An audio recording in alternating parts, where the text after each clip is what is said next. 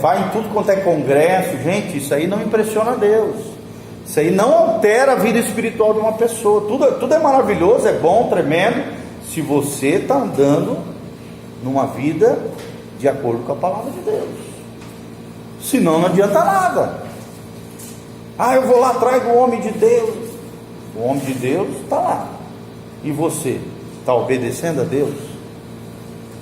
A Bíblia diz isso: mais importa obedecer do que sacrificar.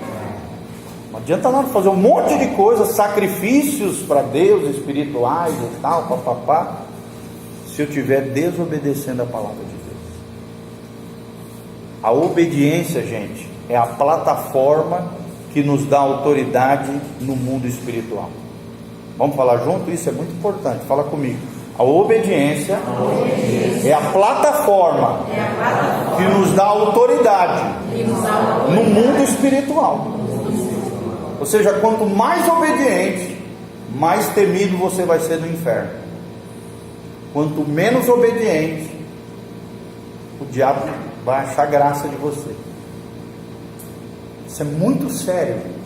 Isso é muito sério. A maioria das pessoas, porque não sei o que, porque tem que subir no monte, que não sei o que, inventa um monte de coisa, mas não conserta as brechas espirituais, as quebras de lei, as bases legais que atraem maldições sobre a vida das pessoas.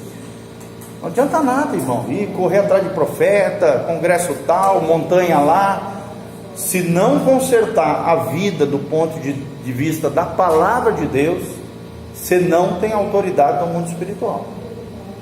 Pastor, fala. Casado, certinho, civil na igreja. Certo. Aí ele quebra a aliança, desfaz o casamento, se divorcia. Certo. Aí traz maldição. E é uma quebra de aliança. Sim, exatamente. Aquele que solicitou o divórcio por um motivo fútil, qualquer, banal, né? Que não tenha respaldo bíblico, ele é responsabilizado por Deus da quebra daquela família, daquela aliança, daquele compromisso conjugal, sem dúvida nenhuma. Atrai o mal para ele. Agora de cabeça eu não sei, mas várias na área familiar. Eu sei que espírito de morte é um deles, tá? Por quê? Porque quando você vai casar, você fala o quê? Que você vai ser fiel até que a morte os separe. Então, se você se separou, você atrai o quê? O espírito de morte fora do tempo. A palavra tem poder, né? Exatamente, porque tu disse que até que a morte os separe. Ou seja, se você está se separando, você está atraindo o quê? O espírito de morte. Você tem que ter cuidado com o que vai falar. Exatamente. É um deles, tá? Mas tem uma série, e depende de uma série de complexidades. Às vezes o cara sai, abandona a família, se junta com uma amante. Aí, por exemplo, o espírito que age na área financeira pode afetar a vida do cara, destruir financeiramente a pessoa. Isso é muito comum também, né? Às vezes o cara abandona a família ou a mulher e se afasta de tudo e todo, se envolve lá com a amante, acaba com os bens da família, acaba com tudo, perde tudo. Por quê? Porque um demônio entrou ali na área material também, além de perseguição, espírito de morte e tal. Então depende de tudo aquilo que envolve a pessoa com relação a isso. Mas no mínimo esses dois aí envolvem. Tá bom? Vamos lá. Continuando aqui, vamos só repetir a última frase. Não existe como crucificar a maldição de uma pessoa que permanece numa situação de maldição. Não adianta chorar, não adianta, tem que consertar. Ok, amados? Consertar. É isso que é o correto, do ponto de vista de Deus. Vamos lá. Infelizmente as igrejas estão infestadas de pessoas, né, que vivem em jogo desigual, que vivem amaziadas, que vivem inclusive ocupando às vezes posições de liderança. Isso não pode acontecer, jamais. Pouca gente toca nesse assunto, mas essa é uma realidade corriqueira dentro das igrejas. Pessoas amaziadas devem ser sabiamente orientadas a resolver estes conflitos. Basicamente existem duas alternativas: ou casar com a pessoa, se realmente os dois se amam, se vê como marido e mulher, né? Se vê com perspectiva de futuro. Não, esse vai ser o pai dos meus filhos, esse vai ser o marido ou a mulher que eu quero passar o resto da minha vida, a pessoa que eu amo, a pessoa que eu aprecio, que é meu companheiro e tal, papapá, então a orientação é que se case. Mas se não é, está só perdendo tempo, só está junto porque está junto por conveniência, por fatores financeiros, porque é bom para os dois, porque os dois estavam carentes, não queriam ficar sozinhos, por motivos banais que não seja o verdadeiro amor, leal, comprometido, companheiro, amigo, então é melhor se separar, tá? Ou casar-se com a pessoa, se houver amor verdadeiro, genuíno, ou se separar se o motivo não for o verdadeiro amor. Alguns parâmetros vão pesar significativamente nessa decisão. Primeiro, se a outra pessoa é crente ou não, é uma coisa que tem que se pensar. A existência de filhos, sim ou não, envolve ali filhos, né? Geralmente tem sim. Dependência financeira, se sim ou se não. Tempo de vida conjunta, tudo isso são coisas que você tem que pensar. Por isso que quando você se converte, vem para o reino de Deus, ou restaura o seu relacionamento com Deus, Deus te dá um tempinho ali, para que sejam ajustadas essas coisas e seja consertada essa situação diante de Deus. Mas também não pode ficar enrolando a Deus, porque senão denota o que nós vimos lá em cima: leviandade e falta de compromisso com Deus e com a palavra. Ok? Então, quanto tempo estão juntos, se tem dependência financeira ou não, se tem filhos envolvidos, se o marido ou a mulher é crente ou não. Esta pode se tornar uma equação diferente para cada tipo de situação e não muito simples de resolver, e que vai demandar uma agenda pastoral de visitas, de oração, de evangelismo e de aconselhar. Sempre lembrando, gente, que a resposta não está na boca do conselheiro, a resposta está na palavra de Deus e a decisão da pessoa envolvida. Então você não tem que meter a tua opinião no meio, até porque você não é você que está junto com aquela pessoa, você não sabe o nível de afeto que envolve aquela pessoa, a história, papapá, os detalhes daquela situação. Então você tem que, o conselheiro, ele tem o dever de ensinar o quê? Os princípios da palavra de Deus, e respeitar a decisão da pessoa, mesmo que ela vá contra a palavra de Deus. Ah não, pastor, eu não estou afim de obedecer a Bíblia e tal. Então, irmão, olha, uma questão sua e de Deus. Meu dever é ensinar o que a Bíblia diz. A Bíblia diz isso. Se você não quiser fazer, eu te respeito, tá? Porque tem conselheiro que quer se meter na vida do outro, quer manipular o outro, quer entrar na vida do outro, quer dar a opinião dele, os bedelhos dele. Não é assim. Não é assim. Às vezes até vem na ponta da língua, assim, porque às vezes você se enxerga no lugar do outro e você tem a convicção de que você faria no lugar dele. Às vezes eu até falo: irmão, eu sei o que eu faria no teu lugar, mas eu não vou te falar. Eu já te ensinei os princípios, a decisão é sua, a vida é sua, afetiva, amorosa, o nível de afeto, de amor, de carinho, de apreço que você tem é só você e Deus. Eu estou te ensinando o que Deus fala na palavra, o que Deus fala isso aqui. Por quê, gente? Porque às vezes a gente dá a nossa opinião e às vezes aquele conselho que a gente deu, ele traz outros detalhes, outras situações. E às vezes, por exemplo, você teria certeza que naquela situação você se separaria, mas a pessoa não se separa, ela quer ficar junto, e você diz para se separar, e aí aquela pessoa começa a ter chateação com você, e lá na frente ficam juntos, e pai, às vezes dá certo, você errou na tua percepção, e fica aquela situação constrangedora entre aquelas pessoas e você, como conselheiro, entendeu? Então assim, não te meta onde não é para você se meter. Você tem que passar como conselheiro cristão o que a Bíblia diz para fazer, sempre respeitando a opinião e a decisão da outra pessoa, que ela tem direito até de errar, sim ou não? É o livre-arbítrio. Se Deus não interfere no nosso livre-arbítrio, nosso poder de escolher, Ele respeita isso, quem somos nós para não respeitar? Sim ou não, gente?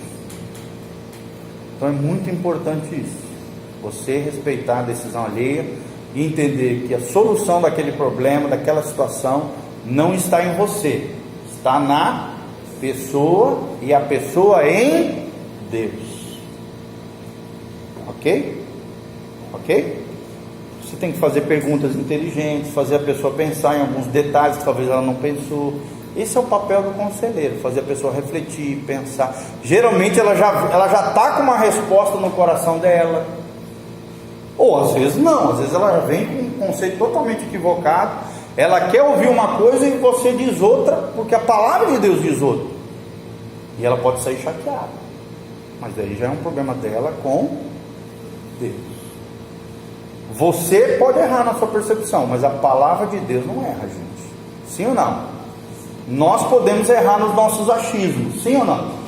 Somos humanos, nós somos pecadores, nós somos frágeis, nós somos falhos, mas a palavra de Deus não erra, ela é viva e eficaz. Então o que é mais seguro, o meu achismo ou o que a Bíblia diz? Uma direção, né? Você quer dar uma direção segura para as pessoas, tendo como respaldo não o que você acha, mas o que Deus acha, e o que Deus conhece da natureza humana ao longo de milhares de anos, muito mais do que nós. Sim ou não, gente? Então, pregue a palavra, ensine a palavra, mesmo que a pessoa se contrarie, respeite a decisão alheia, ok? Namoro em julgo desigual deve ser terminado em quaisquer que sejam as instâncias. Ou a pessoa escolhe o relacionamento, ou escolhe a Jesus. Então, namoro aqui desigual, julgo desigual aqui, não é só questão crente e não crente, gente. São pessoas incompatíveis também, que às vezes dentro da igreja vai existir também. Por exemplo, às vezes o cara tem um chamado missionário, pastoral, ministério, e a menina tem um chamado jurídico, quer ser juíza, quer ser procuradora. Aí já está um julgo desigual, sim ou não? Uma quer ter carreira jurídica, o outro quer ter carreira ministerial. Vai ser difícil de dar certo. É incompatibilidade, mesmo dentro da igreja. É julgo desigual, tá? Então essa questão do julgo desigual precisa ser observado, precisa ser cuidado, precisa ser orientado e também respeitado. Às vezes a pessoa vai falar, não pastor, tá, mas eu quero. Então, deixa a pessoa livre. Até porque quem conhece a história da pessoa é só Deus, gente. Nós não conhecemos. E por mais que a Bíblia não indique casamento com pessoas que não têm a mesma fé, os mesmos princípios, os mesmos valores, às vezes tem namoro missionário que dá certo. É uma minoria de vezes que dá certo, mas às vezes por graça e misericórdia de Deus dá certo, tá? Nós temos alguns casos aqui na igreja que aconteceu isso. Mas o importante é você orientar, sensibilizar a pessoa, pelo menos não casar antes de ter certeza que aquela pessoa que você está casando teve uma experiência real e verdadeira com Jesus. Isso você tem que ser enfático e mostrar os perigos que existem com relação ao namoro, julgo desigual. A questão da incompatibilidade, a questão de valores antagônicos, um quer o mundo, outro quer Deus, um quer ir para a boate, outro quer ir para a igreja. Então todos isso, um é filho de Deus, o outro é filho do... O problema do outro lado é o quê? É o sogro. Se você é filho de Deus, teu sogro é Deus Pai. Se o outro é filho do... Quem vai ser o sogro lá? Vai se infiltrar, vai entrar na relação, o sogrão lá? Ele tem legalidade.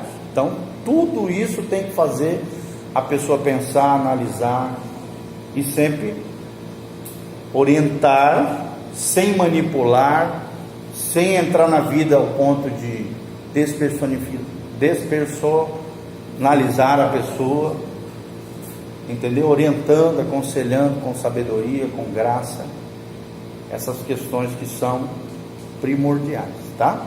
Ou a pessoa escolhe o relacionamento, ou escolhe a Jesus. E tem muita gente escolhendo relacionamentos equivocados, alianças erradas.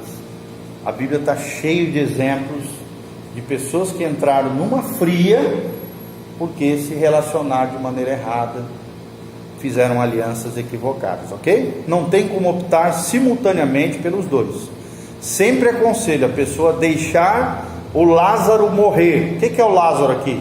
É aquele relacionamento doentio, equivocado, incompatível, né? Contrário à palavra de Deus. Se no futuro essa pessoa vier a converter e Deus quiser ressuscitar o Lázaro, ok, tá? Então um dos perigos aqui é a outra pessoa se converter aparentemente por causa da pessoa que gosta e acabar se tornando um lobo com pele de ovelha. Isso aqui eu também já vi, gente, na igreja.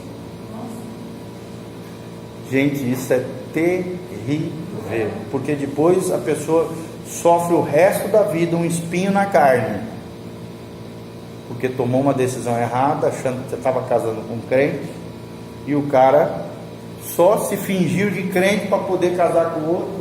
Casou, virou para a mulher e disse: olha, a partir de hoje acabou essa palhaçada de igreja, de não sei o que.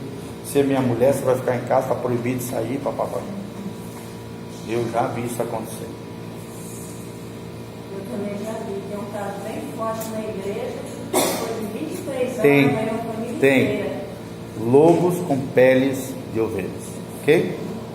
Quando isso acontece, invariavelmente, após o casamento, o lobo tira a pele de ovelha, e aí será tarde de...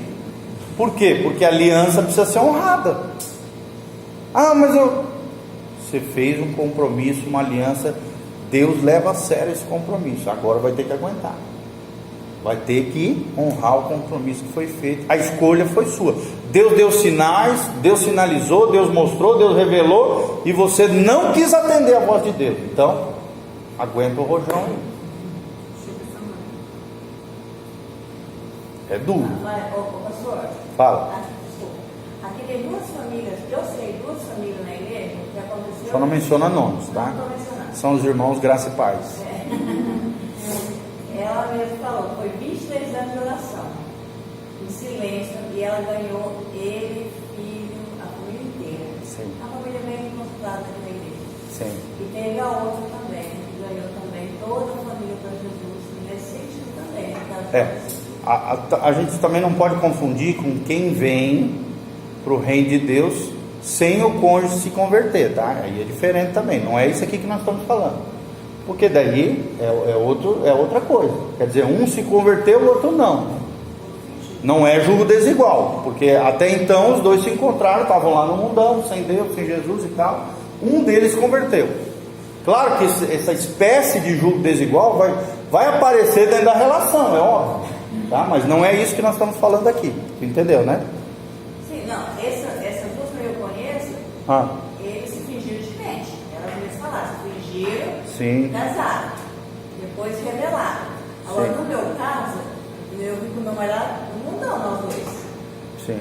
Eu fiquei, ele não. Tá, esse caso é diferente, tá? Aí é um casamento com um incrédulo ainda, tá? E vocês vieram do mundo incrédulo, é diferente disso aqui que a gente está falando, tá? Agora, claro, você sofre consequências porque o teu marido ainda não está no reino de Deus, tá? Aqui ele está falando de maneira consciente, são escolhas conscientes, sabendo dos fatos. É diferente, a resposta aqui é bem maior. E às vezes as consequências também são bem maiores. Ok? Então o julgo desigual, olha lá, continuando aqui, em pouco tempo a paixão pode se tornar desilusão, traição, até mesmo a aversão entre o casal. O julgo desigual sempre traz muita opressão espiritual e sofrimento familiar. Sim, vai trazer bastante dificuldade, né? É um espinho na carne que não foi enviado por Deus, gente. Foi você que escolheu, você que decidiu, né? Então, assim, a gente tem que assumir as responsabilidades daquilo que a gente fez e não querer espiritualizar uma coisa que foi um erro nosso, uma escolha errada, entendeu? É claro que Deus age nas circunstâncias, Deus trabalha, né, no nosso caráter, nos quebranta, nos transforma, apesar das coisas que a gente fez errado ao longo da vida. Mas assim, se nós pudermos, no sentido aqui do jugo desigual, não errar, não erre, por favor. É isso que ele está falando aqui. Entenderam? Vocês são dois jovens, né? E você tem essa convicção, esse ensinamento de Deus, obedeça a palavra. Não entra numa barca, numa situação complexa, que é o jugo desigual, a incompatibilidade entre duas pessoas, valores, caráter, uma série de coisas. Não é nem tanto o fator religioso, eu estou ensinando isso para os jovens, não é nem tanto que igreja você está, mas é o fator caráter, personalidade e reino que você pertence, reino de Deus. Porque, irmãos, infelizmente existem muitos ímpios dentro da igreja. Sim ou não, gente? Tem gente que às vezes dentro da igreja você fala, mas ele é da Betel. Isso não significa que ele tem caráter, que ele tem a personalidade, que ele tem o reino de Deus dentro dele, né? Então tudo isso tem que ser avaliado: caráter, personalidade, Jesus no coração, reino de Deus. É isso que realmente importa. Não é fator religioso, não é em que igreja ele está, mas que tipo de pessoa ele é. Se ele é compatível comigo, o mesmo propósito, o mesmo sonho, projetos no futuro que sejam equivalentes, que sejam parecidos, tem um só coração, existe unidade, existe companheirismo, existe um caminhar junto, existe uma amizade. A gente sempre ensina para os jovens, né? Você tem que começar sempre com uma amizade. Não, começa sempre com a atração. O primeiro sentimento que vem é a atração por alguém. Sim ou não? Atração. Daí aquela atração vai gerar você querer se aproximar da pessoa e gerar uma amizade por aquela pessoa. Estou falando a nível de relacionamento, tá? Não de amizade de amigo. Você se sentiu atraído por alguém, você se aproxima daquela pessoa e faz uma amizade com aquela pessoa. Dentro da amizade, que é o segundo estágio, vem a admiração. E da admiração surge o amor. O amor verdadeiro, o amor maduro, o amor leal. Entenderam? Então, primeiro a atração. Depois surge a amizade, o companheirismo, andar junto. E ver essa questão da compatibilidade. Está aí dentro da amizade, que você vai perceber essas coisas. Caráter, personalidade, temperamento, como é que a pessoa é. Aí dentro disso, Deus vai gerar no coração a admiração. Terceiro ponto. E por último, depois que se consolida isso, e é claro, o amor é uma via de duas mãos, tem que consolidar dos dois lados.